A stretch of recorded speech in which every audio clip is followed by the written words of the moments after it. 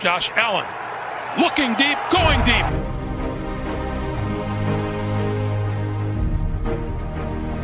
To me, talking about the Bills, what else would you rather be doing? We're hoping to add a new dimension to the Cover One network. Slings it deep downfield, and it's caught inside the 20. Right now, I just want to talk about this championship level. I've never had a championship caliber team to talk about. I want to focus more on the storylines each week. What are the big stories going on with the Bills? What are thoughts, commentary? How do these things impact Buffalo? Deep drop. Deep throw. And it is hauled in for the touchdown. Allen deep to the end zone and caught for a touchdown. Play action. Allen. Deep downfield. Wide open.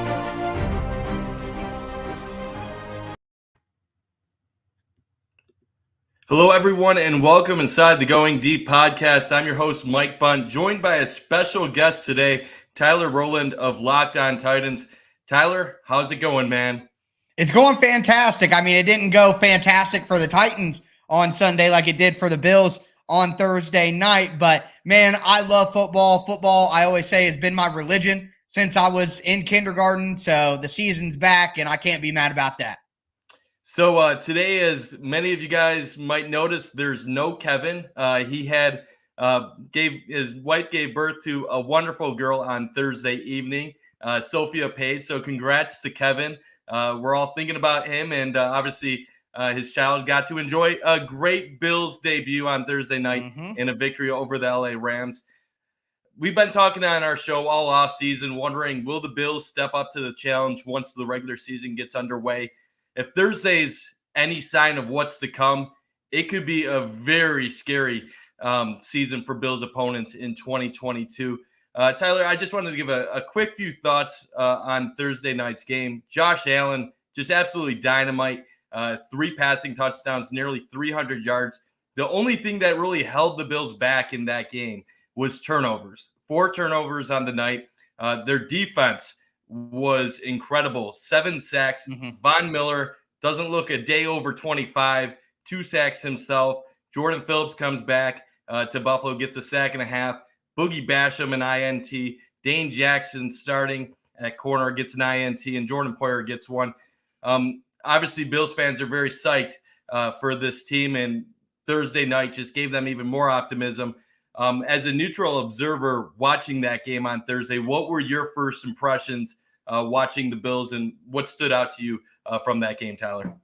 Just how deep the defensive front is, the rotation that they can have, the talent that they have now with Von Miller added to it. I think last year they go against the Chiefs. Maybe they want a little bit more from the pass rush. Well, they've certainly done that, and I don't see a lot of losses on offense. The other thing that stood out to me is just how many weapons Buffalo has on offense in the backfield with Cook and Motor and Moss. And then at wide receiver, obviously, you have Diggs, but Gabriel Davis looks as advertised from what you heard about him in the offseason. Isaiah McKenzie, Jamison Crowder. I mean, I haven't even hit on Dawson Knox at tight end. So it just seems like Buffalo has a treasure trove of riches at their disposal right now. And when you have all of that on your roster with good coaching and great quarterback play, a lot to be excited about in Buffalo, no doubt. Yeah, and then one last final thing I wanted to talk about from Thursday night. All offseason, one of the main issues that fans and media in town have been talking about is what are they going to do at corner without Tre'Davious White? Well, when you get that type of pass rush, it might not matter what you have at corner. I was concerned going into the game, a little surprised that a 6th-round rookie from Villanova, Christian Benford, got the start over Kaiir Elam, who the Bills took in the 1st round. But if there was any drop-off, you didn't see it from either of them. Obviously, you'd rather have Trey White in the lineup, but the Bills secondary held up pretty well considering the circumstances going up against Cooper Kupp and Allen Robinson. But, Tyler, there's a reason why we have you on this show today, and that's for the Bills' Week 2 opponent, the Tennessee Titans. They've given the Bills some trouble in recent years. It seems like most of the time these two teams play, it's a good game outside of that COVID contest in 2020. First thing, obviously a little bit of a difficult loss to the Giants over the weekend. Brian Daboll and company, former Bills offensive coordinator, picking up his first win as head coach of the Tennessee Titans. I want to give him a little shout out. He went to the same high school as me, so proud moment for my high school, not for your Titans, unfortunately. What were your takeaways from that loss on Sunday? Was it the Giants stepping up to the occasion, or was it the Titans not playing up to expectations? Well, I think it's a combination of two, as it normally is in football. The answer is never one or the other, but I would say there are certain things that the Giants did schematically that Brian Daboll probably, and Wink Martindale has played against the Titans so much, with the Titans and the Ravens going at each other the last few years. He has a great idea of what the Titans are looking to do on offense and how to take it away. And then with all of the amount that the Titans have played the Bills lately, Brian Daboll had a good idea of what the Titans were going to be doing on defense. So there were some schematic wins with both of the people calling the shots on offense and defense in New York. But at the end of the day, the Titans have a more talented roster than the Giants do right now, regardless of the coaching. And if the Titans played their best football, they would not have lost the game. So there are issues that I have on the Titans side that are more related to the play calling on offense and the personnel on offense. And there are some things that are just schematic things that the Giants took advantage of, mostly that I'm focused on the defensive side of the ball, or on the offensive side of the ball for the Giants, the defensive side of the ball for the Titans. So I would say, as always, the answer is in the middle of those two things. The Titans have their own problems where they shoot themselves in the foot, but the Giants did do some smart things to put themselves in a good position. But at the end of the day, we can't forget the Titans were up 13-0 at halftime and completely dominating the Giants. So I still think that, while the Giants did some good things, the Titans should have won that game. It should not have been close. And quite frankly, it's an embarrassment that they lost, and they should be embarrassed. But hey, this is what the Titans do. The Titans lose to teams they shouldn't lose to, and they go out and they compete and somehow win against teams that they shouldn't beat. And all too often, that's been Buffalo, the team getting beat when they shouldn't lose to the Titans. So don't know that I expect that this time, but we'll get into that as we discuss throughout the episode. Hey, there's no denying it. The last couple of years, difficult losses for the Bills. Opening line, 9.5 points. That's a pretty strong line when Right. you go into a Monday night game between two teams that made the playoffs the prior season. Just carrying on from what you were saying, even in that late moments, I felt like Tennessee was going to pull it out. I was honestly shocked that they missed the field goal and that they weren't able to pull out the victory. It seems like forever ago, that Monday Night Football game where Tennessee pulled it out 34-31. Josh Allen stuffed on the quarterback sneak. Obviously, you can't take much from a game last season, but Right. If anything, is there anything that you would take out from that contest going into this matchup this year? Yeah, absolutely. And I think there's a certain way that the Titans play quarterbacks like Josh Allen. Now, all the Buffalo Bills fans, calm down. I understand there aren't a lot of quarterbacks like Josh Allen. I get it. But just quarterbacks that have the ability to play make, that can make second reaction throws, that can beat you off schedule, that can get out of the pocket and run and do damage with their legs. What the Titans typically like to do with quarterbacks who they're not that worried, I guess when the Titans aren't that worried about the pass game, like Daniel Jones, for example, they do things a little differently, even though he has the ability to run. But when you look at Lamar Jackson, when you look at Pat Mahomes, when you look at Kyler Murray, you look at Josh Allen, what the Titans like to do is they basically do a mush rush with their front four. They don't try to get fancy. They don't try to do a lot of craziness up front because they don't want to get caught out of position where Josh Allen can break contain and then make plays all schedule outside of the pocket. They want to keep Josh Allen in the pocket. And guess what, Josh Allen? If you're going to beat us, you're not going to run around and make off schedule throws and play sandlot football and get us in a tough spot where we got to, go ahead and plaster up to your wide receivers for 6-7 seconds. We're not going to let you get outside of the pocket and run and get all these first downs with your legs. We're going to keep you in the pocket. And if you're going to make pinpoint accurate throws consistently over and over and over again and meticulously drive down the field on 10 to 12 play drives and score, well, then by God, Josh Allen, you're going to win.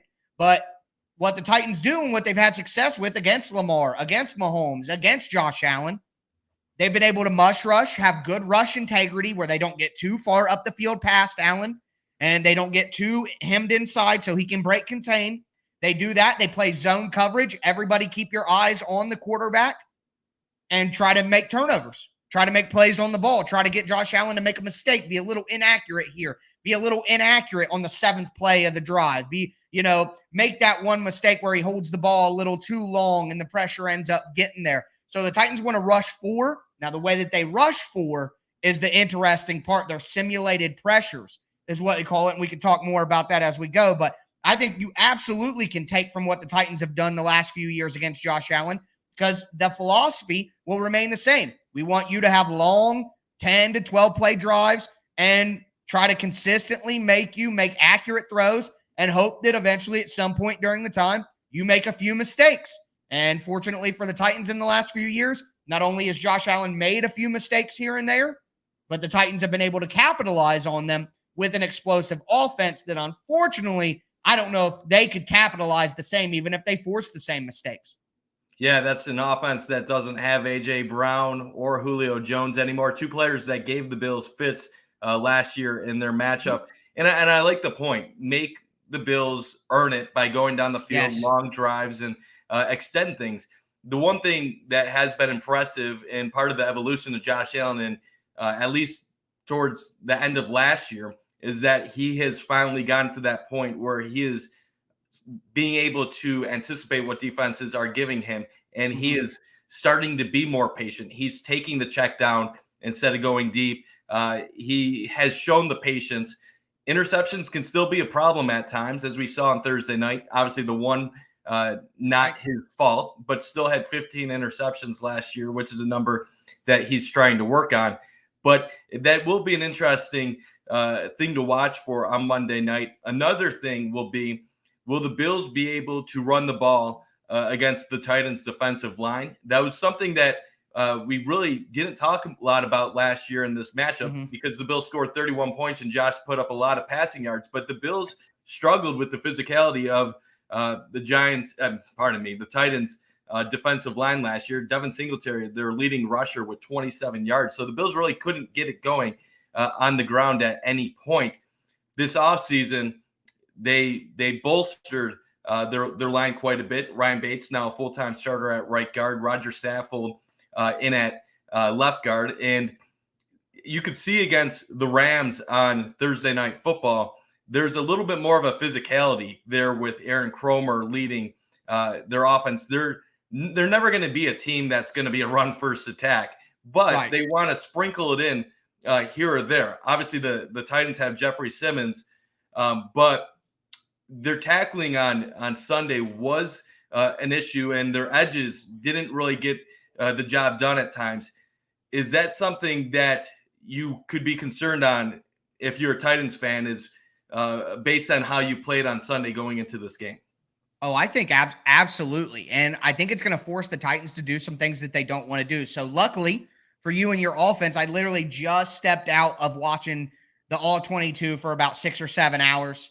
And one thing I noticed that Brian Daboll did in the run game schematically that was excellent is he took advantage of the way the Titans like to play teams that have a read option threat. And, Buffalo loves having read option mesh points in their plays. RPOs are available. So Brian Daboll knew that the Titans like to do a squeeze and scrape.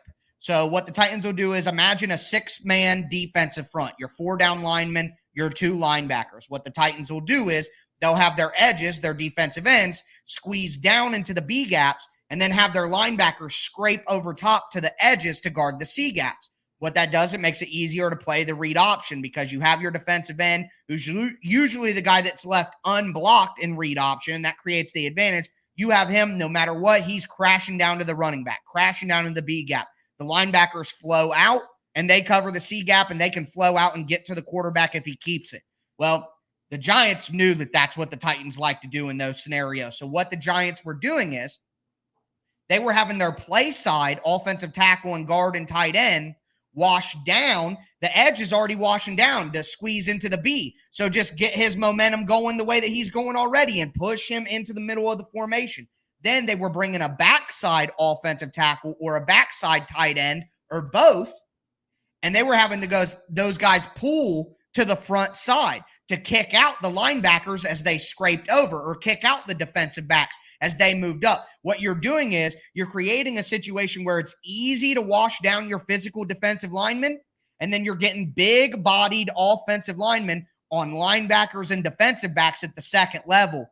And then the linebackers already flying to the outside to scrape over. So again, you already can use the momentum of the direction that they're going to keep them going that direction. And you push the squeezers down, you push the scrapers out, and now you got a huge hole right in the C gap, right in between that B and C to get your running back through. Well, Brian Daboll came from Buffalo, so you know that he stole elements of the offense. It was his offense.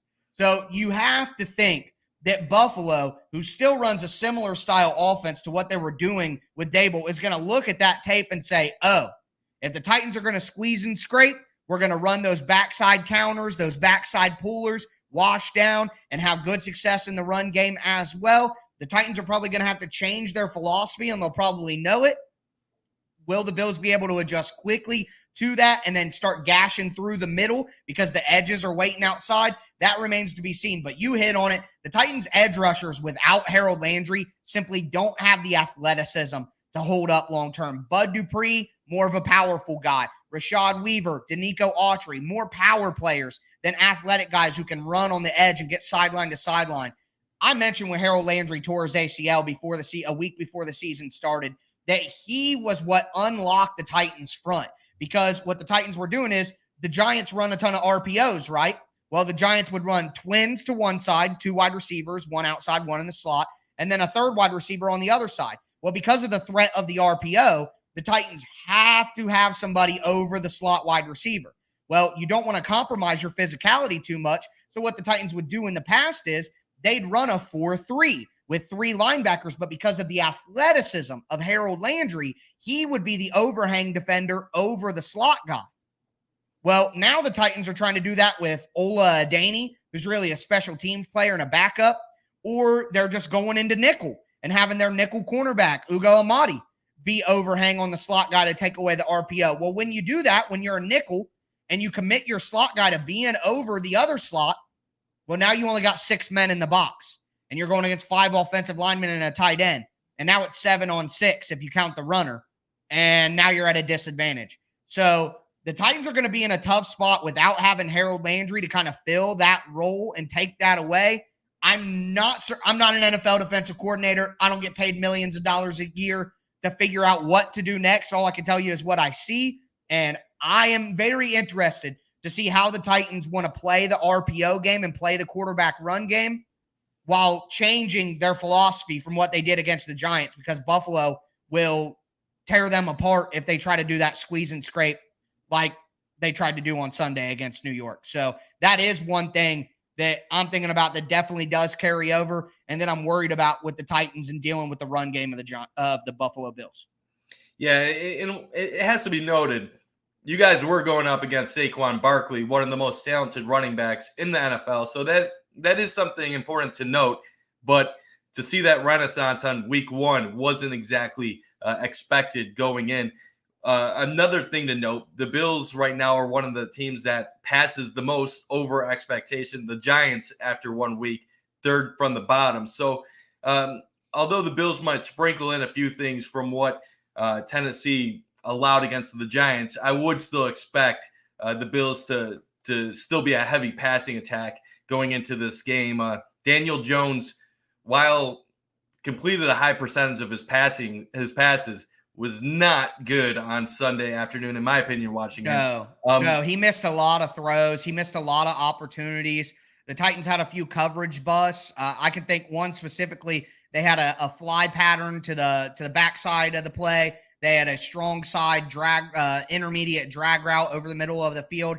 Both of them were completely wide open, and Daniel Jones threw the short drag route that was covered by 3 people on a 3rd down and long. So, the Giants may have won, but Daniel Jones was not good in the game. You're 100% about, and you know who's a lot better than Daniel Jones? Josh Allen. Josh Allen. Correct. Jones's interception trying to target Barkley in the end zone. Oh my God. God awful. Just giving it away, man. I was like, what are you doing? What are you doing? You know, you got to give credit to Amani Hooker. Made a great play in man coverage. He basically baited him into it. He gave Saquon Barkley about 4 or 5 yards of distance when he was waiting already with his foot back and is done with his back pedal, just looking to go forward, and just waited there, knowing that Daniel Jones would try to throw it there, and made an easy interception. So, yeah, the Titans forced 2 turnovers against the Giants and still couldn't win the game. It makes me think that spread of 9.5 may not be all that far off at the end of the day. You never know. Obviously, you never want to take too much from week 1 games, positive or negative. The biggest thing I have is we just talked about the running game first. I keep saying Giants. I don't know right. I've been making this mistake on my show trying to move forward to Buffalo. The Dable, the colors, going from the New York teams season to the regular season, hosting a show solo. It's getting to my head right now.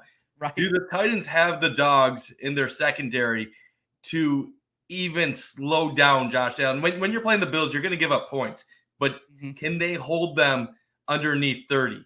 I know you weren't too happy with Amani Hooker outside of the interception, Christian Fulton, David Long.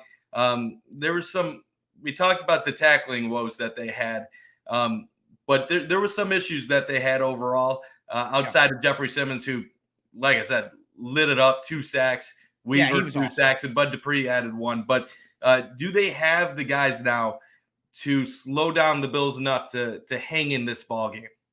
I would say so. I think the Titans secondary is very similar to the Bills. I think that the Bills safety group of Poyer and Hyde, and then the Titans safety group of Hooker and Byard are maybe the 2 best groups in the entire NFL. I think they're fantastic. They're both easily top 5 safety groups in the NFL. So I think when you have ball hawking safeties, Amani Hooker really struggled in run defense, but make no mistake, Amani Hooker was great in coverage. Kevin Byard, first team all-pro safety. You guys know, Buffalo fans know, Kevin Byard's going to take away the ball if you give him a chance. He's just excellent. He's got the most interceptions in the NFL since he was drafted, since the 2017 season started. So I do think the Titans have a good secondary. Christian Fulton, where I'm worried about Caleb Farley. So Buffalo is going to play, and tell me if I'm wrong, Buffalo is going to play 3 wide receivers a lot of the game. Yeah, you're going to see a ton of that for sure. Yeah, so what I would expect is the Titans like to play man coverage. That's what they like to do on third downs. I would expect that Buffalo will try to create matchups of Stephon Diggs on Caleb Farley. Like, I would expect Stephon Diggs to catch a ton of comeback routes, a ton of curls, a ton of quick outs, because they're going to find a way to get Diggs matched up in man coverage on Caleb Farley. Farley's 6'2". He's got blazing speed. He was the first-round pick in 2021, but his change of direction isn't very good. He doesn't have great instincts in terms of reading route combinations and knowing what to expect, so he gets caught off guard and he gets caught flat-footed quite a bit. Stephon Diggs is absolutely going to eat him alive. If the Titans can have their way, they'll have Christian Fulton on Stephon Diggs as much as possible. But the Titans aren't really the type of team that shadows. They like to keep their guys on the outside who play outside, their guys on the inside who play inside. And while I'm not worried about rookie cornerback Roger McCreary against, say, Jamison Crowder or Isaiah McKenzie, I think that Caleb Farley could be a good matchup for Gabe Davis because of his size and physicality. Christian Fulton on Stephon Diggs would be great, but Buffalo's not just going to let those matchups happen naturally. They're going to try to get Stephon Diggs on Caleb Farley as much as possible. And I think on third down situations, you'll see Buffalo use a lot of trips, and they'll put Stephon Diggs as the most inside guy away from the side that Farley's normally on. And what'll happen is Farley will come from his side he's normally on, and he'll be the number 1 most inside cornerback. And if you put Stephon Diggs as the number 1 most inside slot guy and you can get that man matchup, I think it's just going to be a disaster for the Titans to cover Diggs if they can hunt that matchup of Farley on Diggs. So I do like Fulton. I do like McCreary. I love the safety unit, but at the end of the day, you're only as strong as your weakest link, and Caleb Farley is going to have a tough time sticking with Davis or sticking with Diggs, or really anybody for that matter. I mean, Kenny Golladay is a disaster. I put out a play, one of the clips, where the Giants were trying to run a dagger concept where the outside receiver is running a deep in and then the inside slot receiver is running a streak, and Galladay like jogs through it, and Sterling Shepard, who's running the dig route, the deep dig, literally yells at him at the end of the play, like, what are you doing, man? Like, you got to run hard through it. Guess who runs hard all the time? The Bills.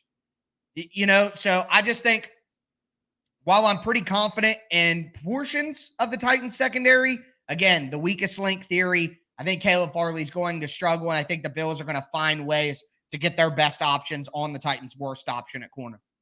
Yeah, good point. And Kevin chiming in here. Thanks, everyone, for tuning Congrats, in. Kevin.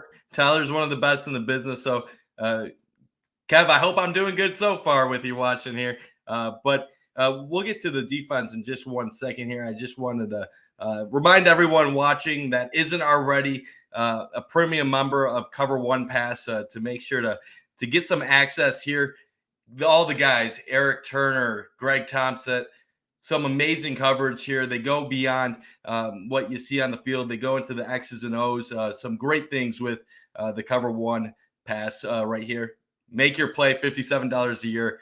We always love new subscribers, so make sure you get that if you haven't gotten it already. Let's go to the Giants, the Titans offense right now. Derrick Henry didn't really have the best debut on Sunday. Whenever everybody thinks of the Tennessee Titans offense, it's all Derrick Henry, Derrick Henry, Derrick Henry. But it was really Ryan Tannehill that had a strong Sunday performance and carried the team at moments, despite not having the same weapons that he's become accustomed to having at Tennessee. But the one thing that watching your show the other day, it sounds like you have some legitimate concerns about the offensive coordinator and the personnel usage. What's going on?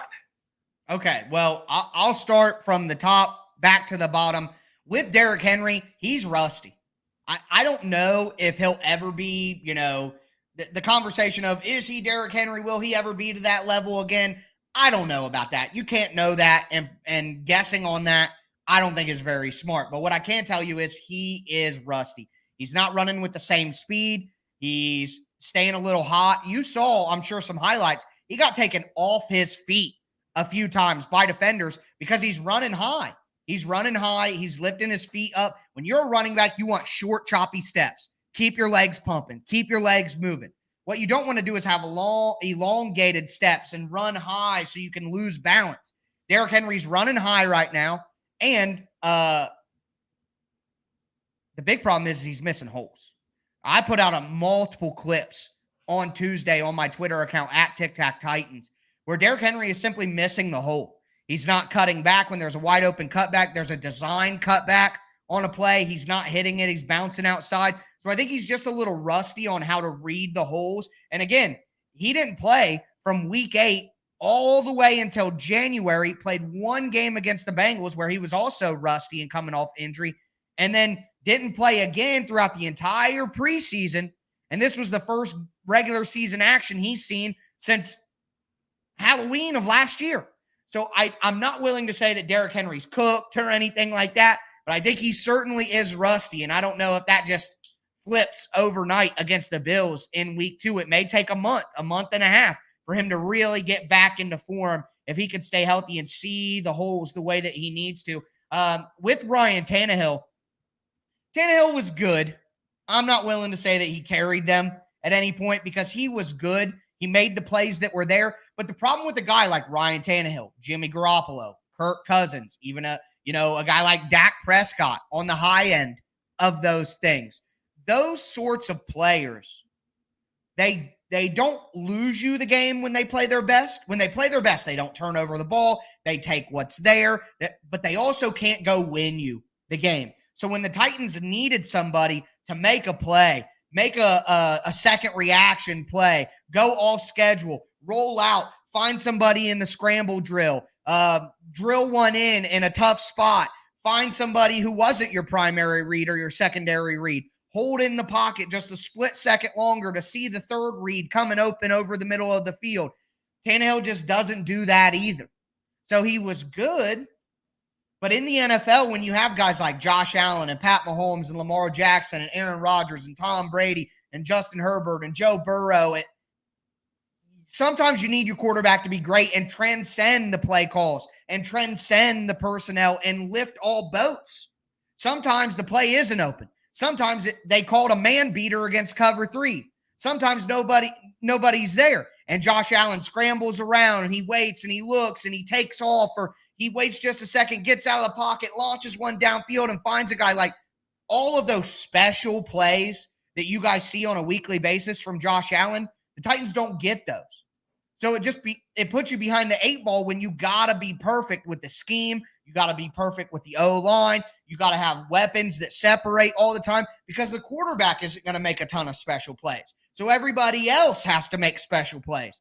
And it's a lot easier to have one guy who you can count on to make special plays than try to get 10 guys who are going to make a special play. It's just tough math. So Ryan Tannehill was good. He took what was there, but he didn't do anything special. He didn't elevate the people around him. And I think that's the big issue, because the guy who elevated the Titans, the best player on the team, the MVP, what made the Titans special the last few years, is now getting 155 yards in Philadelphia. So make no mistake about it. Derrick Henry is great, but he's not what made the Titans special. He's not what unlocked the offense. The Titans had Derrick Henry for 3 seasons before he really became a superstar in 2019. What happened in 2019? Well, one, you have to say Arthur Smith became the offensive coordinator, who's the head coach in Atlanta, obviously getting a head coaching gig. He was a tremendous offensive coordinator. But the Titans also had A.J. Brown. And that, in my opinion, is what made this offense what it was. Now, your starting wide receivers are Nick Westbrook-Akina and Robert Woods. Your starting tight end is Jeff Swaim. Who is the explosive threat in the passing game there? The Titans have 2 rookies, Kyle Phillips, who is like Cole Beasley. He's like a Cole Beasley type player. He had 6 catches for 66 yards in the opener. He's a good player. But we all know that the Cole Beasley types are complement players. They're not your number 1 star wide receiver. The only guy like that who's the number 1 star wide receiver is Cooper Kupp, and he's not 5'10" like Hunter Renfrow and Julian Edelman and Kyle Phillips. He's 6'2". That's what makes Cooper Kupp that slot guy that's also the number 1 wide receiver. People don't realize he's a physical beast. He's not a small, shifty guy. He's shifty and huge. Well, Kyle Phillips is 5'10". He's not going to be a number 1 guy, and he's not an explosive threat either. What are you used to seeing from the Titans passing offense? Play action, fake to Derrick Henry, quick, right over the middle to A.J. Brown, catches the little 10-yard glance route, breaks a tackle, and goes up the field for 60 yards. What keeps that open? The Titans had Corey Davis running a deep post route in combination. So one side, you had the wide receiver going on the glance route over the middle, and then the other side, you got the deep post. Well, usually people have 8 in the box against the Titans, right? Which means you're going to get single high safety looks. Well, in a single high safety look, unless you rotate your coverage late, you're probably playing cover 1 man, cover 1, shout out, or you're playing cover 3. Well, when you run a deep post with an in route or a medium crosser, well, now the deep post occupies 1 cornerback in the deep safety. The play action fake occupies the mid defenders at linebacker, and you could slide that explosive weapon over the middle of the field. Quick play action fake, hit it to him for 10 yards, make it easy on Tannehill, and let your yards after catch weapons do that. Well, when Todd Downing, the Titans offensive coordinator, is consistently running out there, Nick Westbrook-Akina, Robert Woods, Cody Hollister, who does the defense have to respect? So now that deep safety isn't worried about the deep post because it's Nick Westbrook-Akina. My corner's got him. I'm going to come forward on that glance route. I'm going to come forward on that crosser. I'm going to come forward on that slant route and take away the advantage that's created with the play action fake. We saw Ryan Tannehill get intercepted a few times on that last year when the wide receiver group was banged up. We saw Ryan Tannehill almost get intercepted by the Giants on the opening drive of the game on that exact situation. When Jesse Bates intercepted Ryan Tannehill to start the playoff game last year, it was that situation. A backside deep post that Jesse Bates didn't respect, which allowed him to come forward on the intermediate route of Julio Jones and get an interception. Nobody is respecting that deep post anymore because it's not a player that you got to respect. Robert Woods is coming off an ACL tear. He's near 30. He's not that guy. Nick Westbrook-Akina has never been that guy. If you're going to play Cody Hollister, a practice squad level player, a bunch, he's not that guy, if you know the meme. So the Titans have to play Treylon Burks. Nearly 80% of snaps, 75% of snaps. They can't wait until week 6 or week 7 or week 8 like they did in A.J. Brown's rookie year. They have to do it now because either Treylon Burks has to be the guy on the deep end, the crosser, or the slant route so that he can catch the ball and make a yards after catch explosive play, or he has to be the deep post so that the safety has to respect it and it can open up the middle of the field for Robert Woods. Either way, the Titans have a personnel crisis right now, not necessarily in what they have to offer, but what they're choosing to put out on the field. And until I see Todd Downing, the Titans' just miserable offensive coordinator, figure that out and put his best players on the field for 60% of the snaps, it doesn't matter what plays the Titans are running. If they get open opportunities and the Titans scheme creates openings, if the players who are running the plays can't take advantage of the openings that they're given. So that's the primary concern for me with the Titans offense is the way they're deploying their personnel is not going to allow them to take advantage of what is schematically created on offense with who they're putting out there. It's just a tough spot because now they don't have A.J. Brown. They don't really – the only personnel that they have that can help are rookies. And sometimes rookies aren't ready to play behind the scenes. So they're trotting out guys who can't take advantage. And we don't know that the rookies aren't ready there. At this point, I don't care if the rookies are ready or not. Throw them out there because what we're seeing without the rookies just simply isn't good enough.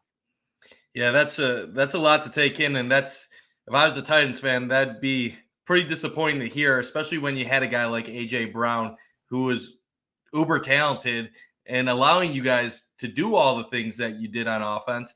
Obviously, to a casual fan, they would tell you that Derrick Henry was the offense and that as long as you had him, you could continue to excel at a high level. But with A.J. Brown gone, it just seems like the entire passing game is just negated. And Treylon Burks offers the best hope of finding something, but how long will it take for the Titans coaching staff to have the faith to give him the snap count that he needs? And how long will that development take to get at the level where you can rely on him to be on the same page with Ryan Tannehill? I want to get a little bit more into that in a second. We did have a question from one of our comments from Ralph Wilson Sr. Doubt the actual Ralph Wilson Sr. Unless he's pulling some magic right here. Why did they give up Saffold and Quisenberry? Why did the Titans decide to move on from them? Sure. The easy answer with Saffold is injuries and money. Saffold was just banged up all the time. Maybe he wouldn't miss a game, but he'd leave in the middle of a game and sometimes not come back. And, you know, it was just every single week, is Saffold going to make it through the game? And it's just hard to have any consistency with your offensive line when you're worried about that nonstop. Not only that, but the Titans saved nearly $10 million by letting go of Saffold. And when you have big contracts like Derrick Henry and big contracts like Kevin Byard and Taylor Lewan and Robert Woods, who was acquired, and Ryan Tannehill's contract, the third biggest cap hit for any quarterback in the league. When you have big contracts like that, you have to make sacrifices at some point. And you look at a guy like Roger Saffold, who really fell off as a pass protector. He was an abomination in pass protection last year, even if he was still a good run blocker. So the fall off in pass protection, the injuries, the money, that's why Quisenberry just wasn't any good. He was the worst starting tackle in the NFL last year. He gave up 11 sacks. He gave up, I think it was like 28, 30 pressures. He was one of maybe the worst offensive tackle that started in the NFL the entire season last year. So while Quisenberry is a good story, he's a good depth player if you're using him as depth, which Buffalo is. But as a starter, he's a good run blocker. But he's so bad in pass protection. The Titans simply had to find a better answer and a younger answer. And I do believe they found that with their right tackle, Nicholas Petit-Frere, the third-round pick out of Ohio State. He was pretty good. He was the best rookie offensive tackle, according to Pro Football Focus, on Sunday. And I think it was the right move to move on from Quisenberry. Honestly, I think it was the right move to move on from Saffold as well for the reasons I outlined. But it doesn't mean that Saffold is not still a starting-level player. It just means situationally the Titans were right to let him go. But Quisenberry was just was just terrible in pass protection, and it ruined the Titans' offense too many weeks in a row. So they had to move on and find a better player. It's always refreshing to get an opinion from a person from another fan base, from another team who the players played for, because they've come to Buffalo, and fans so far, I think they're happy with both of them. Roger Saffold came here. There was a pretty positive fan reaction to his addition. He's a fun guy to have on your team. So. Yeah, especially after the Aaron Cromer addition, reuniting him with his OC and O-line coach in LA. And then Quesenberry, obviously a backup. I think fans like the depth, like the potential from a run blocking perspective. Obviously the pass protection was an issue, but run blocking was something that the Bills were trying to get better at this offseason. So one of those, good for you guys to move on, good for the Bills to find them and be able to fit them in. What I did want to talk about a little bit more, we addressed the weapons. When Kyle Phillips is leading the team with 6 receptions in his first game, that's a little bit concerning from my perspective. Obviously, like you said, a slot guy, he's not going to be a star. He's not going to be the main guy. But was he just a product of personnel out there, or what led to him to have such a solid debut while a guy like Robert Woods has only 1 reception for 13 yards? Was Robert Woods that awful on Sunday where he just couldn't get the job done? And are we seeing, I guess, maybe a Robert Woods that might be on the decline of his career? Possibly. I know it's week 1, so I don't want to overreact, but is there legitimate concerns? Robert Woods is coming off the ACL, and as we know, players don't really truly recover until that second season after the ACL tear. So I would imagine that Robert Woods, while he's out there and playing and he says he's 100%, I'm sure he's just not back to where he normally would be off the ACL. He's in a new system as well, so there are little things there. But at the end of the day, right now, he's just not separating enough. There's just not enough separation. He's just not simply getting open. And I believe part of that is the Titans' fault. Robert Woods has been a number 2. He was a number 2 to Brandon Cooks. He was a number 2 to Cooper Kupp. When he had his best years, he was a number 2 wide receiver. Robert Woods has never been a freak athlete, a size, speed, explosive athlete. He's a smart player who understands route nuance and route craft, and he knows where to sit down in the holes and zones, and he can be on the same page with his quarterback and know where to be and all of that. Well, it's harder to do all those things when you're the number 1 wide receiver that everybody's focused on. When people are focused on Cooper Kupp and Brandon Cooks, then you can slip into all those cracks and you will use all that nuance over the middle of the field and do all those things. But when you're the guy that everybody's worried about out there, not only is he coming off the ACL, but that's not his role. So asking Robert Woods to do that, you're already putting him in a bad position. And then you add in that he's simply not separating, because I don't think he's fully back, which is just what we know from players tearing their ACL. That's the combination. Now, when it comes to Kyle Phillips, it's a couple of things. Number 1, he's just a super shifty dude who gets open, man. Throughout the entire preseason, joint practices, preseason games, the dude is just shimmy shaking you.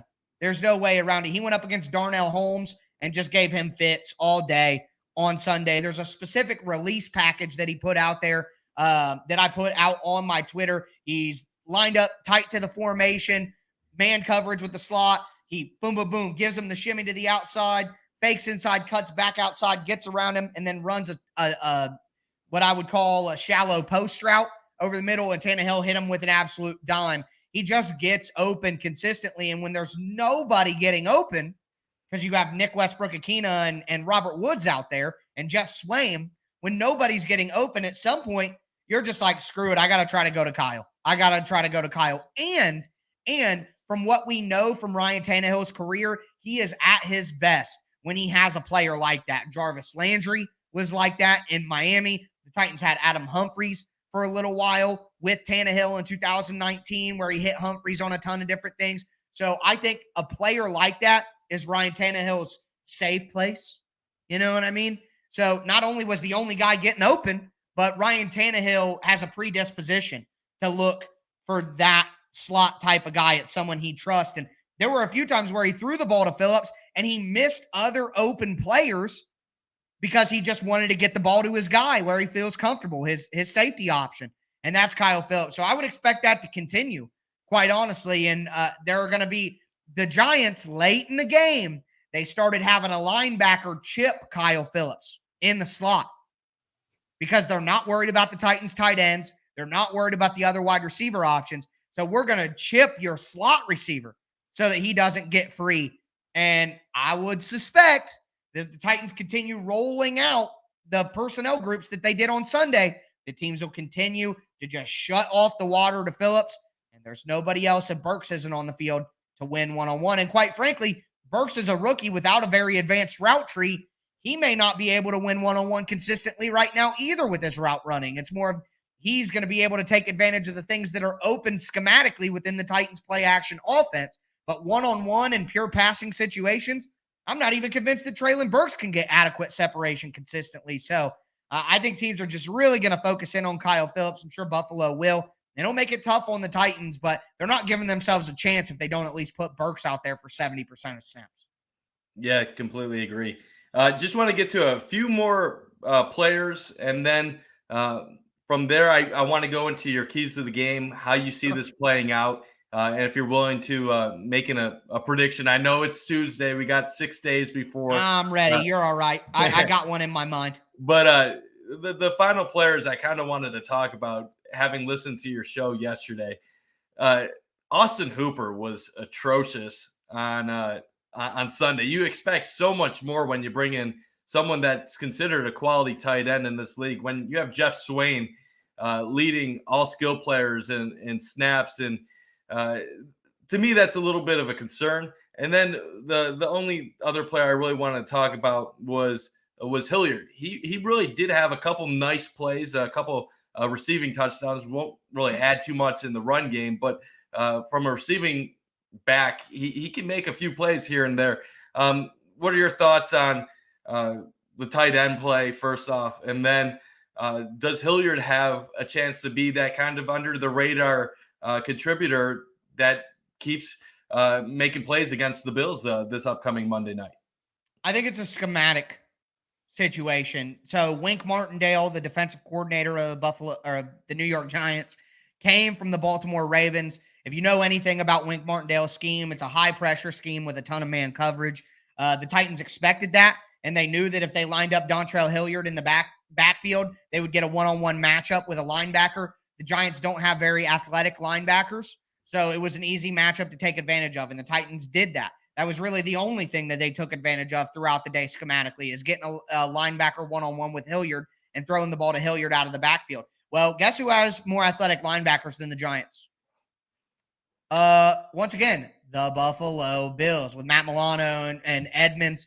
So I'm not certain that is a week-to-week thing that's going to work every time. If you're not playing a ton of man coverage against the Titans, well, then that advantage isn't going to be created because there's going to be a defensive back or a linebacker waiting in the flat or waiting in the hook curl to try to deal with that.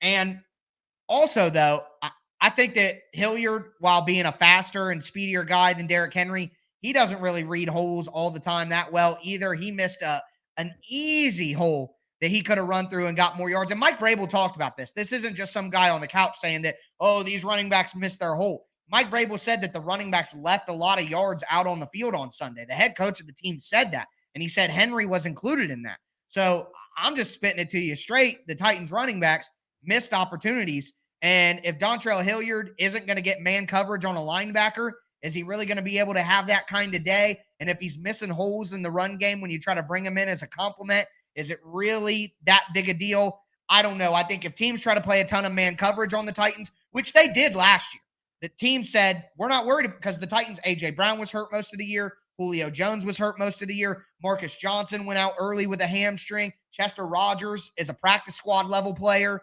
So teams were like, who do you got that scares us? We're playing man coverage all day. Well, if teams do that this year, then they will find ways to get Hilliard. But last week with Saquon Barkley, the Titans said, screw it. We'll put our linebacker on your tight ends because you don't have good tight ends. And we'll put Amani Hooker, a safety, on your running back, Saquon Barkley, and play man coverage like that. Well, eventually teams are just going to do that to the Titans. Okay, you think Hilliard's so cool in man coverage? we'll put a safety on him. You got Jeff Swaim or Austin Hooper at tight end. They run with combat boots on. We'll let our linebackers deal with them, especially when you have Matt Milano or you have Edmonds.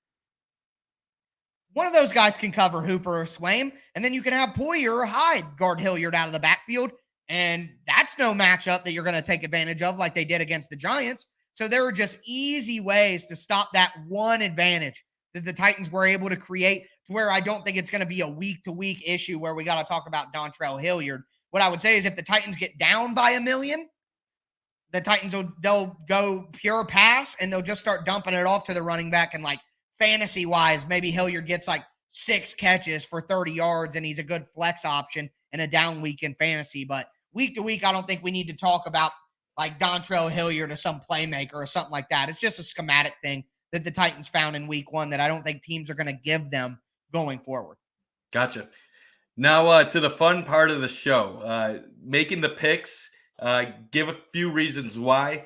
I haven't thought too deeply about it, but I think I already have a pick in my mind. How do you see this game playing out on Monday night?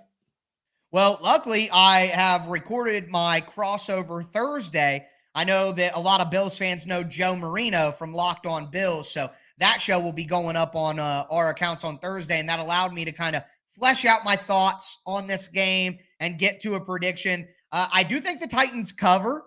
I think 9.5 is preposterous. Yeah, the Titans looked bad last week, but the Titans are going to be a decent football team that goes, 9-8, 10-7, something like that. Even if Buffalo is a juggernaut, the Titans always seem to play them tight. I think it's not going to be too tight of a game, but 9.5, I think the Titans cover that. My official prediction is Buffalo 31, the Titans 23.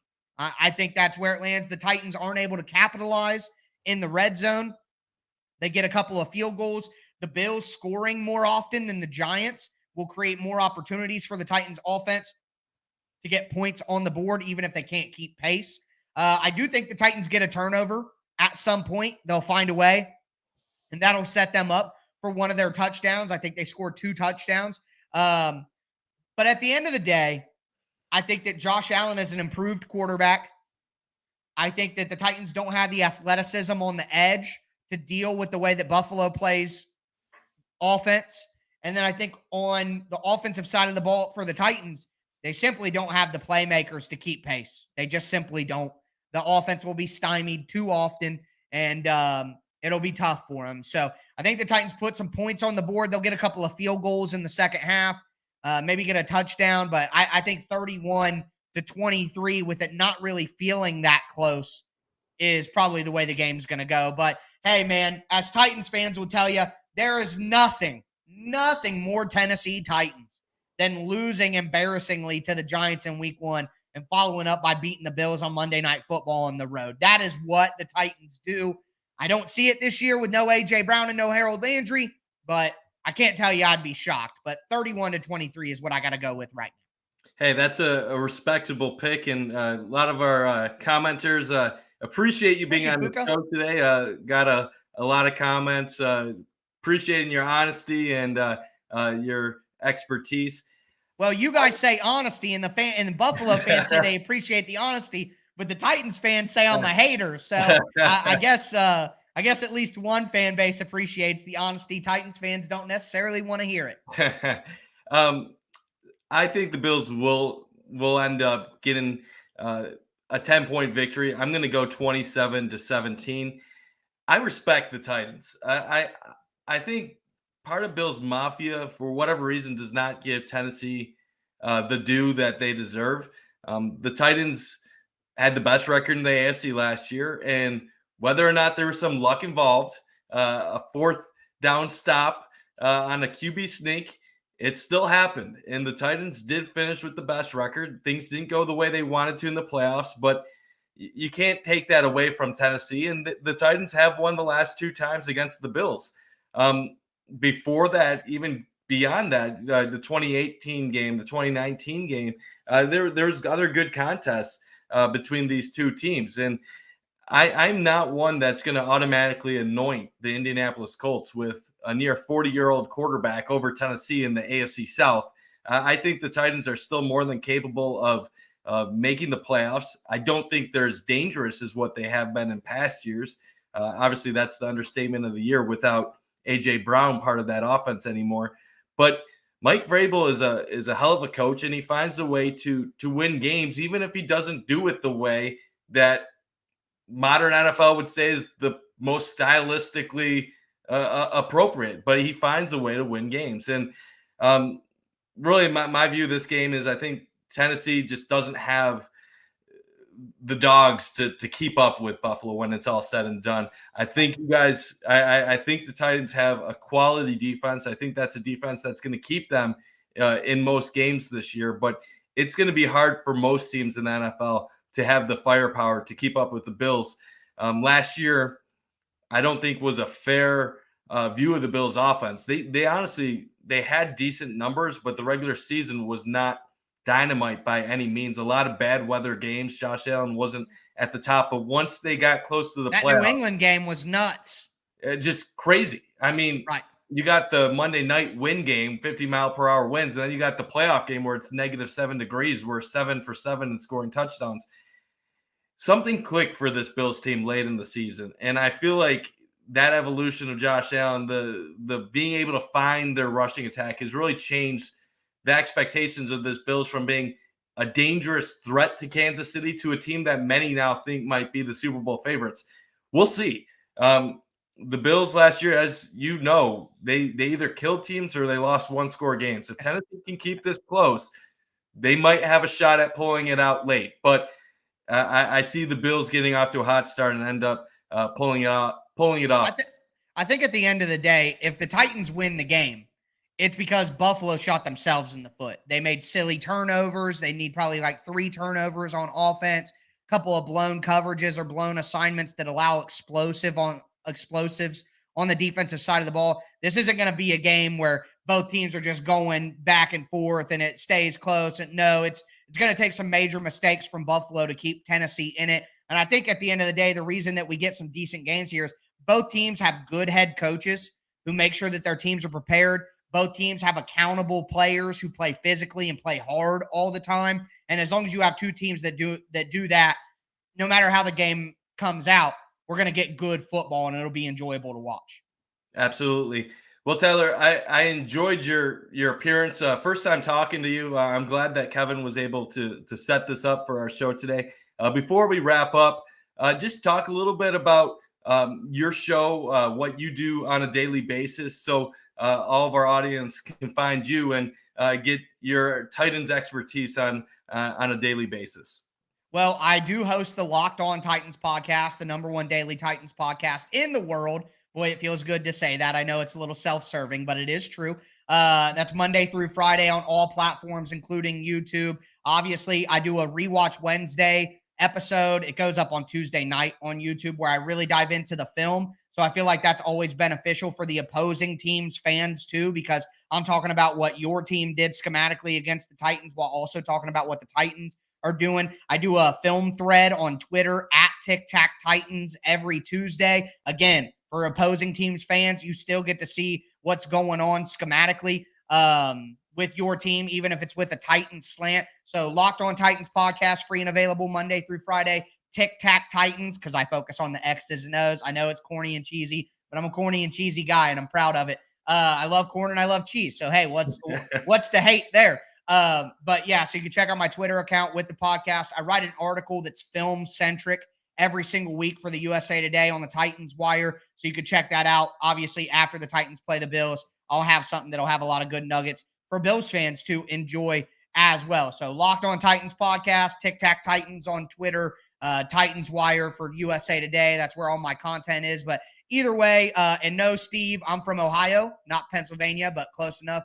But at the end of the day, I love the Bills fan base. I love the Bills team. They're just a pleasure to watch. And I do want to let Bills fans know that when Josh Allen came out in the draft, he was my #1 rated quarterback in that draft class. So me and my father went to watch Josh Allen at the Combine in Indy. I've been a Josh Allen believer since day one. So enjoy that, Bills fans. Wow, you are trying to just win the hearts of all of Bills Mafia. I love it. That's great right there. Honestly, it sounds like you believed in Josh Allen long before many of us in our fan base might have. But guys, give him a follow. Like you said, at Tic Tac Titans. I gave him a follow earlier today. Great conversation. Looking forward to more of your work going forward.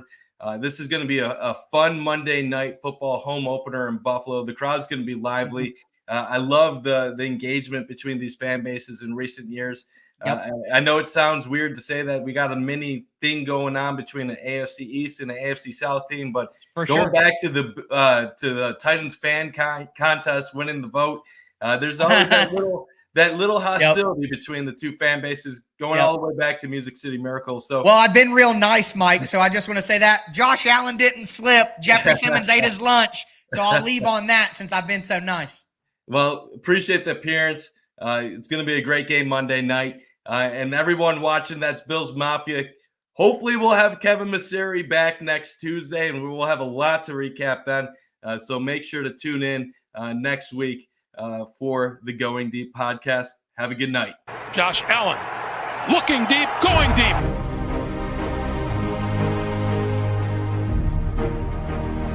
To me, talking about the Bills, what else would you rather be doing? We're hoping to add a new dimension to the Cover One network. Slings it deep downfield, and it's caught inside the 20. Right now, I just want to talk about this championship level. I've never had a championship caliber team to talk about. I want to focus more on the storylines each week. What are the big stories going on with the Bills? What are thoughts, commentary? How do these things impact Buffalo? Deep drop. Deep throw. And it is hauled in for the touchdown. Allen deep to the end zone and caught for a touchdown. Play action.